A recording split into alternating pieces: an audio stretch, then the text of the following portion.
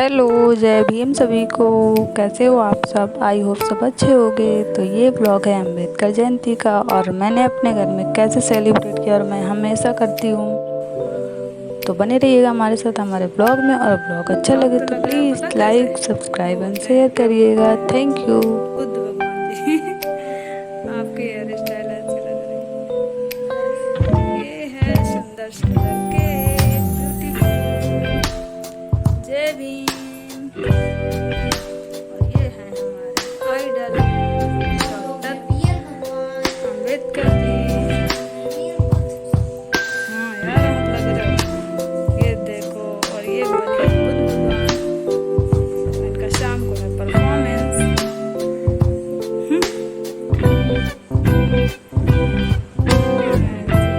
सीधे रखा जाता है। हाँ, वेरी गुड वेरी गुड। ऐसे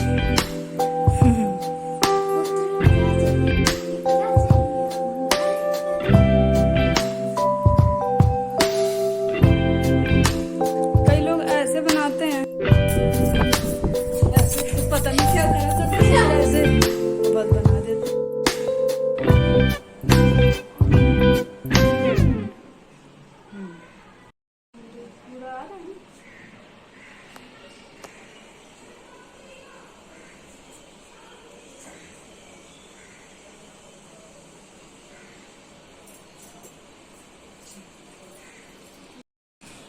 सबके सब करे जा रहे हैं, सबके सब करे।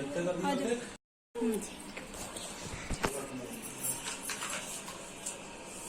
क्या करें?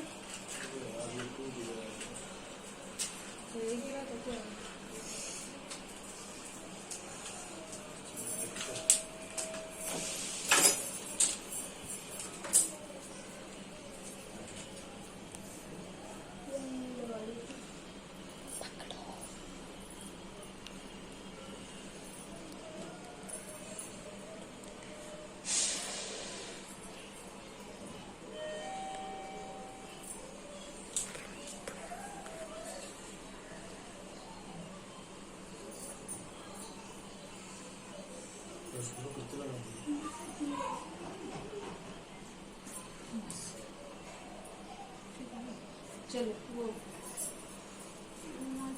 इसके ऊपर ट्रे वाला वो इससे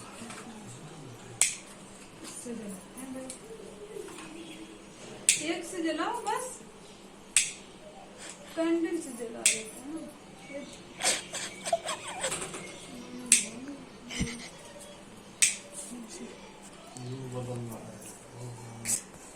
अरे बोल क्यों रही है? आगे देखा ना। पान खा लो। करता है।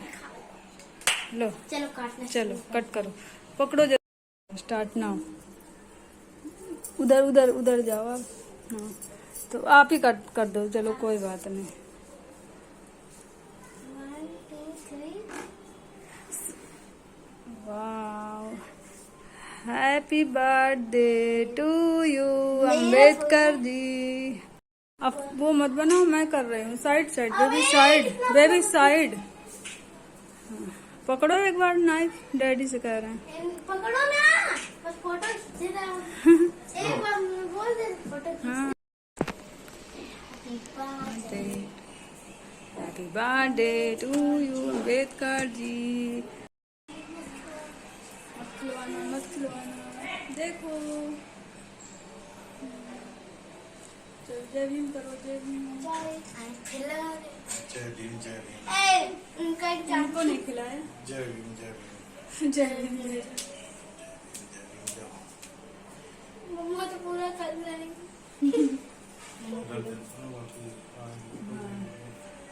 कौन लाएगा? हैप्पी होली। हम लोग लेट हो जाएंगे तो आएगा कोई? नीले हो गए जी। मुझे तो ब्लू ब्लू बड़ा फेवरेट है मेरा कलर। चलो अब हम लोग होंगे रेडी। हम ले पर है ना, खड़े हो वहाँ पे फोटो। वो खड़े हो फोटो में। खड़े हो।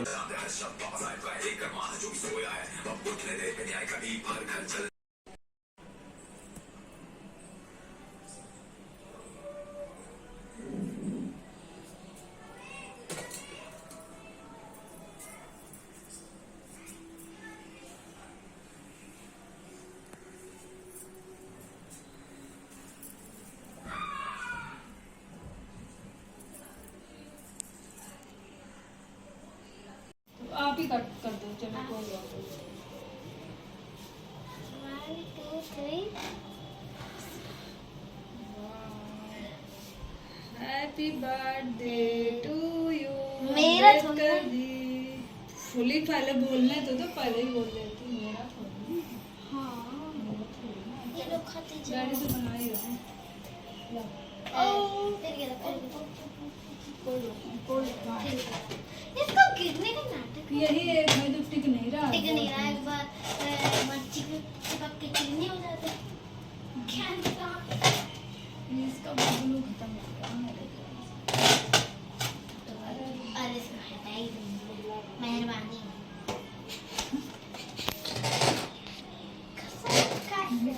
चलो यार, अरे टिक मम्मा टिका नहीं जब नहीं टिकेगा तो क्यों परेशान? टिका तू ऐसे कैसे बोलो काटा है? कैसे वो खाता है देखो ये खाना पहले आपको नहीं खाना है। पर अम्बेडकर जी को खाना है। हाँ। थोड़ा सा बस हमको खिला दो। Happy birthday to you. अब तुम खिला नहीं रहे हो, लगा रहे हो बस थोड़ा सा। हाँ तो और क्या, कितना खाएंगे तो अब आप खा लो। भैया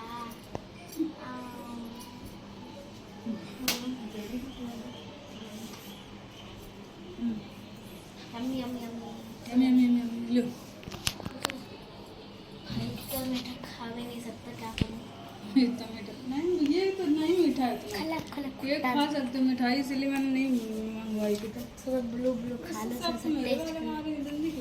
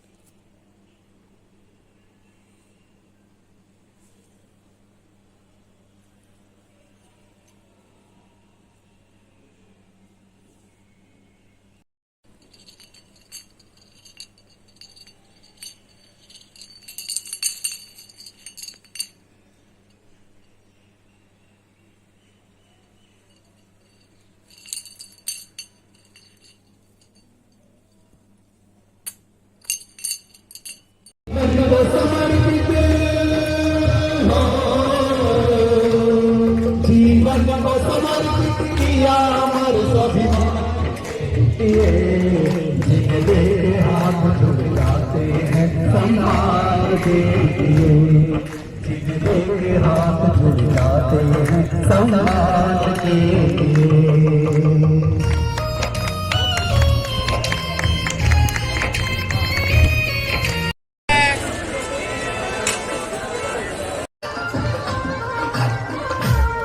हर पढ़ल लिखल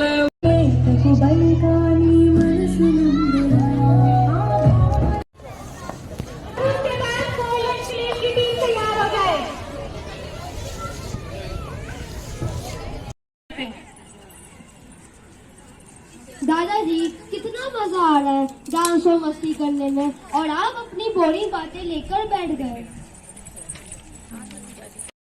आज समाज के लोगों के पास यूथ दिवस समाज के दूसरे लोगों के बारे में नहीं सोचते हैं और न ही उन्हें शोषण और पिछड़ेपन से मुक्ति दिलवाने के लिए भी बात करना चाहते हैं।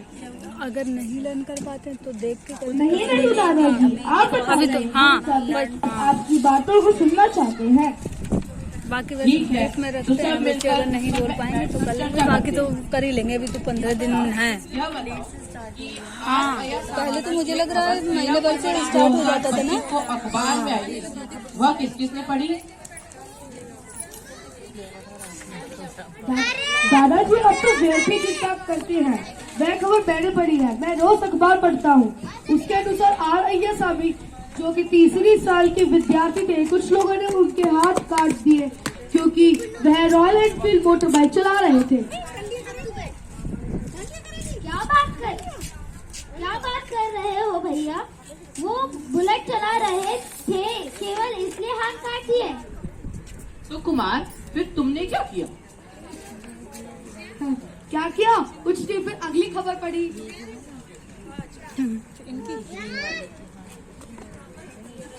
अच्छा, खबरें तो आप सब भी पढ़ते होंगे, क्या कोई खबर आप सबको परेशान नहीं करती?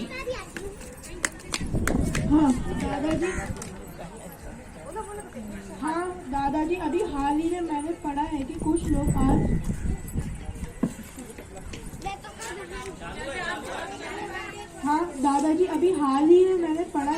लोगों को आज भी सार्वजनिक स्थलों पर जाने के लिए कोर्ट का सहारा लेना पड़ता है। कोलकाता हाईकोर्ट का 21 मार्च 2025 का फैसला ही देख लीजिए। सही कहा राजू।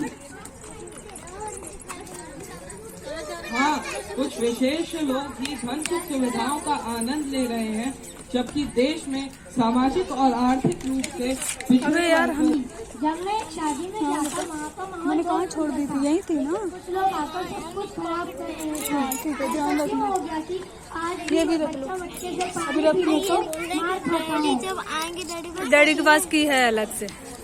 बच्चा बच्चे से पानी पी ले तो माँ से कुछ लोगों को परेशानी हो जाती है।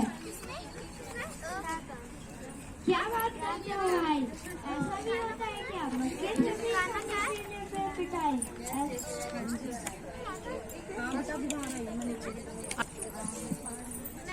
सच में दादाजी, मुझे भी लग रहा है कि हमारा देश किस दिशा पे जा रहा है। हर तरफ भेदभाव और असमानता की उदाहरण देखने को मिलता है। हाँ दादाजी, महिलाओं के साथ भेदभाव होता है। मैंने पढ़ा है कि महिलाओं का वेतन पुरुषों के मुकाबले कई जगह कम है और महिलाएं देर सवेर घर से बाहर निकलने में असुरक्षा महसूस करती हैं और उनके साथ अप्रिय घटनाएं होती रहती हैं। बाबू सुनो ध्यान से। लोग आज भी जाति, धर्म और लिंग के आधार पर बटे हुए हैं। क्या सभी लोग वास्तव में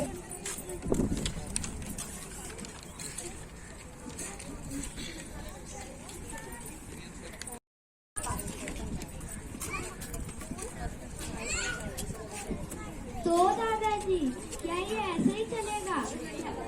क्या इसका समाधान?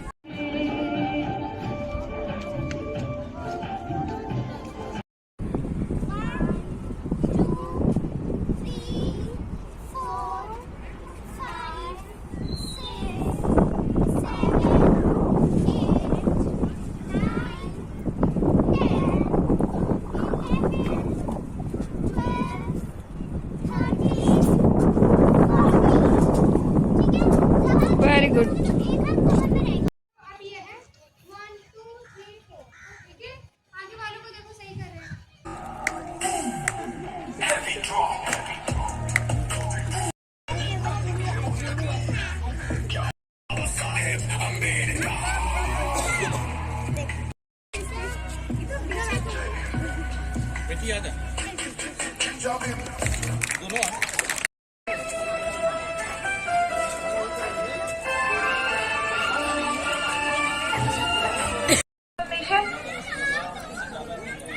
भीम ना दीवाने गुजराती नाम। यहाँ पे क्यों कर रहे हैं बात? पता अच्छा ये तो इनका सीन है। सुनाई नहीं देता क्या तुम्हें? क्या हो गया? क्यों चिल्ला रही हो? कब से आवाज लगा रही हूँ मैं? क्या ये समाज सेवा लगा रखा है? क्या बोला था तुमने कि जब से हम शॉपिंग पे जाएंगे, मूवी देखने जाएंगे? शॉपिंग मूवी तो छोड़ो, तुम्हें हमेशा गरीब लोगों की पड़ी रहती है। अरे जीना, मेरी बात समझने की कोशिश करो। इन लोगों का हमारे दुनिया में कोई नहीं है हमारे सिवा। अगर हम इनकी मदद नहीं करेंगे तो कौन करेगा? और मैं क्या तुम्हारी जिंदगी में कोई हिस्सा नहीं रखती? हमेशा बस दूसरों की फिक्र रहती है। कभी मेरे बारे में तो सोच लिया करो। अरे मेरे छोड़ो, उन बच्चों की तो सोचो। ऐसे लुटाते रहोगे तो उनके भविष्य का क्या होगा? जीना, मैं समझता हूँ कि तुम्हें समय चाहिए, हमारा रिश्ता भी जरूरी है। तुम खुद सोचो, अगर हम एक दूसरे में लगे रहेंगे तो इन लोगों का क्या, इन लोगों की मदद कौन करेगा? देखो मनीष, मुझे नहीं पता तुम क्या करोगे क्या नहीं करोगे, लेकिन मैं घर में रहती हूँ अकेली। मुझे अकेलापन महसूस होता है। एक आपकी छुट्टी आने का इंतजार करती हूँ। वो दिन भी आप कभी तो वृद्ध आश्रम में, कभी अनाथ आश्रम में, कभी किसी मोहल्ले के बच्चों को पढ़ाने में निकाल देते हो। क्या करूं मैं? टीना, मैं तुमसे बस इतना ही चाहता हूँ कि इस राह में तुम मेरा साथ दो, जैसे माता रमाबाई ने बाबा साहब का दिया था। मेरे साथ चलोगी तो तुम्हें भी अच्छा लगेगा, तुम्हें कोई शिकायत भी रहेगी। तो कभी नहीं सुधर सकते। मैं चली अपनी माँ के घर, तुम संभालो अपनी समाज सेवा।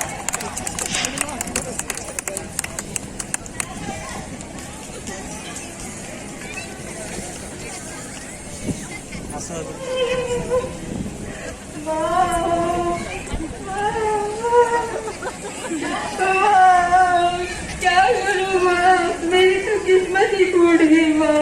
मुझे कुछ तो बता, हुआ क्या है? माँ शादी करी थी कि शादी के बाद शॉपिंग पे जाऊंगी, मूवी देखूंगी, इंस्टा पे स्टोरी लगाऊंगी, लेकिन यहाँ तो मनीष ऐसा निकला माँ, जब देखो जब समाज सेवा में लगा रहता है। माँ क्या करूँ माँ? बेटी, क्या तुमने कभी माता रमाबाई के बारे में सुना है? बाबा साहब के संघर्ष में उनका बहुत बड़ा योगदान था। तो माँ कभी माता रमाबाई को बाबा साहब से कोई शिकायत नहीं रही? शिकायत तो उन्होंने तो बाबा साहब के संघर्ष को और मजबूत बनाया। जब समाज में बाबा साहब को ठुकरा गया था, उनके पास खाने तक के पैसे नहीं थे, माता रमाबाई ने ही उनके संघर्ष को मजबूत किया।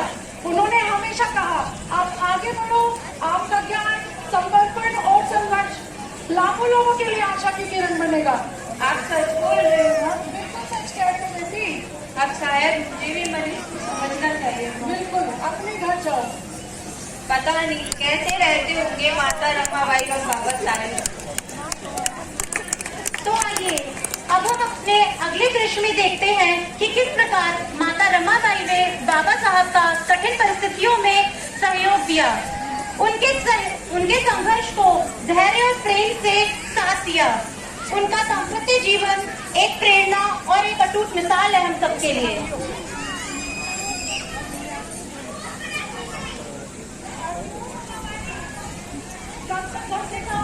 लगी रहेगी। तेरे प्यार को कोई बोल भी है?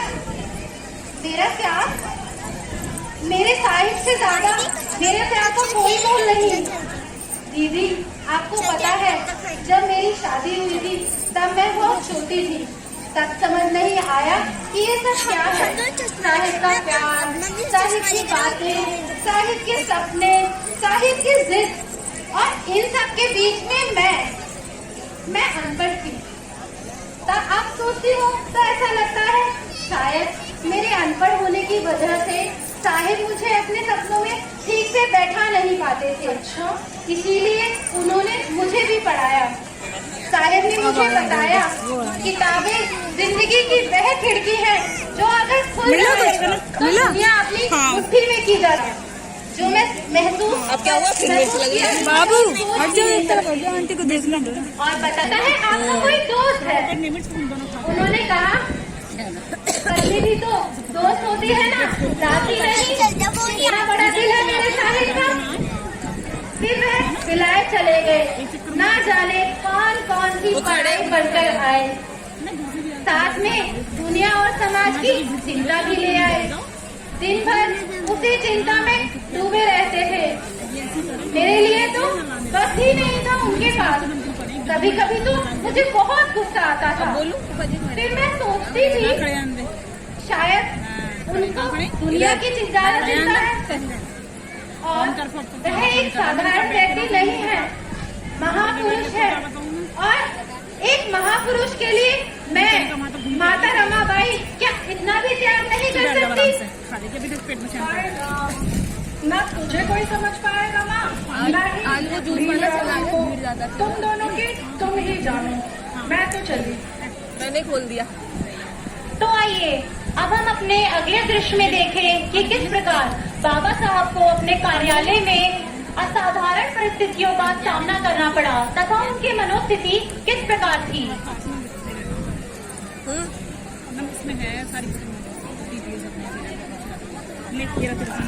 इसे खाइए भी ना जाएंगे,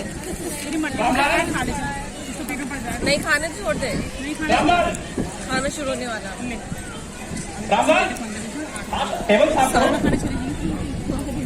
अरे पिछले महीने तो साफ की थी। रामलाल, टेबल रोज साफ करनी होती है। अब रोज रोज कौन साफ करे साहब, और भी बहुत काम होता है ना हमको,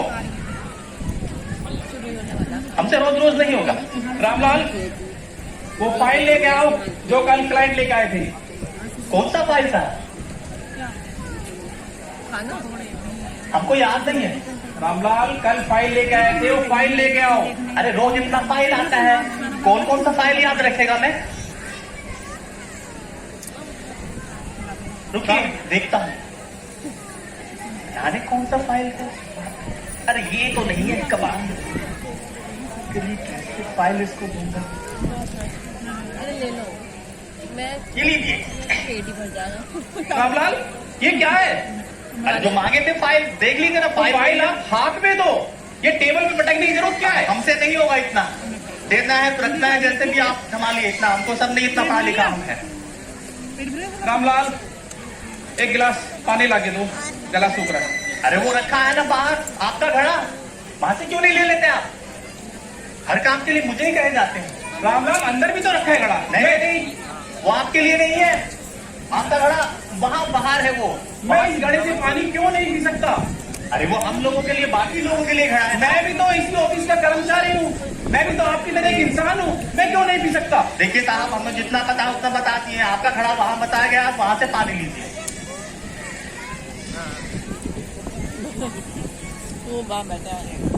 आगे पता नहीं कहाँ से 4 अक्षर पढ़ के हमारे सर पर बैठ गए। पहले वाला अच्छा था।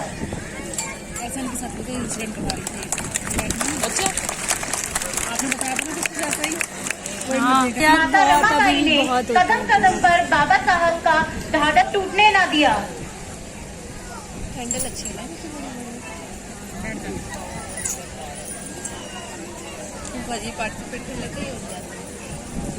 रमा, साहिब, आज जल्दी आ गई। एक गिलास पानी लाओ, बहुत प्यास लगी है। अभी लाए। इस साल बढ़ती है ना चीज कोई।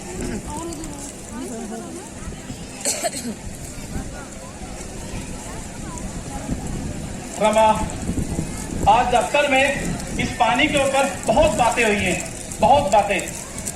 क्या हुआ साहिब, बड़े परेशान लग रहे हैं। रमा, मुझे नहीं पता कि मैं सही कर रहा हूँ या नहीं, परंतु लोग कहते हैं कि मैं व्यर्थ की कोशिश कर रहा हूँ। रमा, लेकिन मैं ये यथास्थिति बदल कर रहूंगा।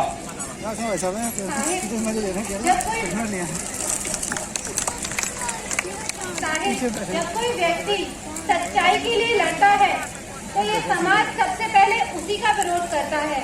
आपको परेशान होने की जरूरत नहीं, आप जो कर रहे हैं बिल्कुल सही कर रहे हैं।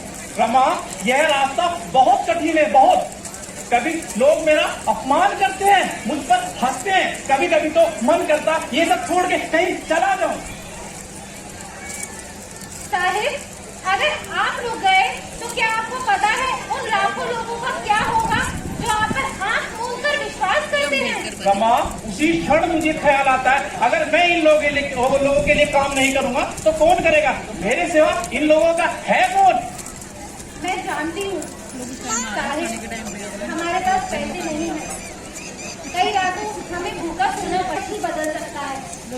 रमा, इस संघर्ष में मैं तकलीफ के सिवा कुछ और ना दे सका, ना अच्छे वस्त्र दे सका, ना अच्छा भोजन दे सका। आती है मतलब करने के लिए काफी तो है, और आपके सपने पूरे करने के लिए मुझे कितना भी त्याग करना पड़े मैं करूँगी। यह दुनिया हमेशा औरतों को सहनशीलता का पाठ पढ़ाता है, लेकिन मैं ये बताना चाहती हूँ, पत्नी को केवल सहना ही नहीं, अपने पति को आगे भी बढ़ाना चाहिए।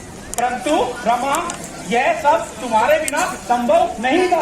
तुम मेरी हिम्मत हो, मेरा हौसला हो, मेरा अभिमान हो।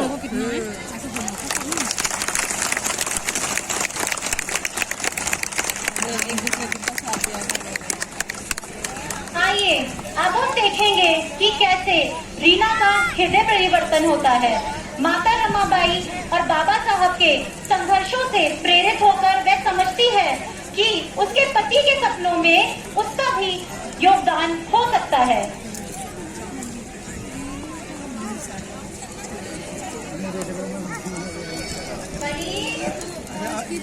मनीष, सुन रहे हो? क्या हुआ? कल से मैं भी आपके साथ समाज सेवा करने चलूंगी मनीष। हाँ, मेरी माँ ने मुझे समझाया कि कैसे माता रमाबाई ने बाबा साहब का साथ दिया, तो जैसे माता रमाबाई इतना बड़ा त्याग कर सकती है बाबा साहब के लिए, तो मैं भी आपके सपनों का हिस्सा तो बन ही सकती हूँ। क्या आप मुझे लेके चलोगे अपने साथ समाज सेवा के लिए? हाँ हाँ जरूर, मैं तुमसे बहुत सारी हम दोनों के रिश्ते को और मजबूत बनाएगी। देखा आप सभी ने कैसे मनीष और हीना का हृदय परिवर्तन हुआ। उन्होंने साथ मिलकर गरीब बच्चों की सहायता करी और कई स्कूल भी खोले। यही परिवर्तन हमें अपने जीवन में भी लाना है। आइए हम आज सब मिलकर प्रण लेते हैं कि हम अपने समाज के प्रति जिम्मेदारियों को समझेंगे और जो आज सक्षम है वो एकजुट होकर एक दूसरे का कठिन परिस्थितियों में साथ देंगे और हमेशा याद रखेंगे जैसा कि बाबा साहब ने कहा था, शिक्षित बनो, संगठित रहो, संघर्ष करो।